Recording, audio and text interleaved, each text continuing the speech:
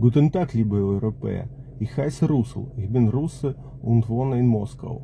In letzter Zeit brach in der Welt, vor allem in Europa und Amerika, eine einheitliche Hysterie um die Handlungen Russlands aus.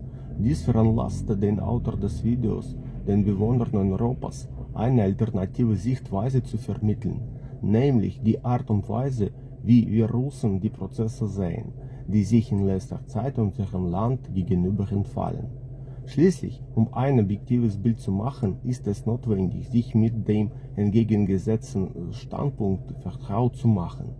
Das Ziel des Videos ist es, das Vorgehen Russlands nicht zu rechtfertigen, sondern den Bewohnern Europas eine alternative Sichtweise zu vermitteln. Also am 24. Februar begann die Russische Föderation eine Militäroperation in der Ukraine. Dies veranlasste die Europäer, die USA und ihre Verbündeten, eine beispiellose Menge an Sanktionen zu verhängen.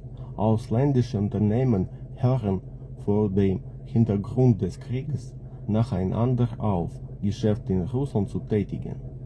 Aber was hat Russland so sehr schuldig gemacht? Hat sie etwas aus der Reihe geschafft?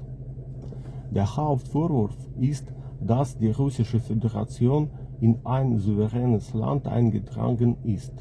Das stimmt, aber in den letzten Jahrzehnten haben wir Russen gesehen, wie die NATO-Staaten und die USA ständig in andere Länder eindringen. Jugoslawien, Irak, Libyen, Syrien, Afghanistan. Und es entsteht keine Antikriegsbewegung. Niemand protestiert, verhängt keine Sanktionen. Es gibt keine Schließung ausländischer Geschäfte in diesen Ländern. Die USA und die NATO-Staaten finden unterschiedliche Rechtfertigungen für ihre Invasionen. Im serbischen Kosovo verteidigte die NATO die Albaner. Nach Ansicht der Europäer wurde im Kosovo der Völkermord an der albanischen Bevölkerung durchgeführt.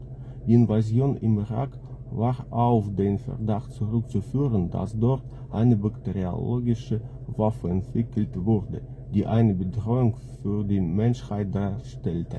Afghanistan wurde wegen eines Terroranschlags in New York eingegriffen. Das Ziel des Angriffs war es, die Brutstätte des Terrorismus zu beseitigen, der die USA bedrohte. Ja, da sind wahrscheinlich gute Gründe für eine Invasion. Und was ist mit Russland? Und Russland ist in die Ukraine eingedrungen, um die Bewohner des Donbass vor Völkermord zu schützen, die US-Biolabors zu beseitigen, die eine potenzielle biologische Bedrohung darstellen, und die Bedrohung des NATO-Einsatzes in Ukraine zu beseitigen, was die Sicherheit der Russischen Föderation bedroht hat. Das heißt, die Gründe für die Invasion Russlands in die Ukraine sind den Gründen für die Invasion der NATO in dritten Ländern sehr ähnlich. Und vor diesem Hintergrund haben die Russen eine starke Verwirrung darüber, warum die Weltöffentlichkeit nur russische Militäreinsätze verurteilt und die Militäreinsätze der NATO und der USA von der Weltöffentlichkeit überhaupt nicht bemerkt werden. Es gibt keine Antikriegsperformances, es werden keine Sanktionen verhängt. Die Führer der an diesen Operationen beteiligten Länder werden nicht verurteilt. Als Ergebnis haben die Russen ein ernstes Misstrauen gegenüber den westlichen Ländern, gegenüber der NATO und den USA. Es gibt Vertrauen in eine Voreingenommenheit gegenüber ihrem Land und gegenüber der Führung Russlands.